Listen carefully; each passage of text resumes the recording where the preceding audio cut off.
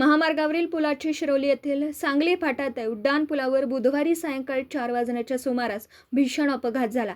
अपघातात एका अज्ञात वाहनाने मालवाहतूक रिक्षाला जोरदार धडक दिल्याने रिक्षा चालक गंभीर जखमी झाला असून रिक्षाचं मोठं नुकसान झालं आहे. या अपघातामुळे महामार्गावरील वाहतूक तब्बल 4 तास विस्कळीत झाली होती. मिळालेल्या माहितीनुसार रिक्षा चालक गोकुळ शिरगाव औद्योगिक वसाहतीमधील एका कंपनीतून कास्टिंग घेऊन शिरोलीकडे येत होता. दरम्यान सायंकाळी 4 वाजण्याच्या सुमारास पुलाची शिरोली सांगली फाटा उड्डाण पुलावर एका अज्ञात वाहनाने रिक्षाला पाठीमागून जोराची धडक दिली. या धडकेत रिक्षा महामार्गावरच पलटी झाली. अपघातग्रस्त रिक्षा बाजूला करून वाहतूक सुरळीत करण्याचा प्रयत्न केला. मात्र सध्या महामार्गाचे काम सुरू असल्याने आणि अपघातामुळे लागलेल्या रांगांमुळे रात्री 8 वाजेपर्यंत या महामार्गावर वाहतूक कोंडी निर्माण झाली होती. सुमारे 4 तास वाहनधारकांना या कोंडीचा मनस्ताप सहन करावा लागला. मराठी एस न्यूजसाठी शिरोलीहून कुबेर हंकारे.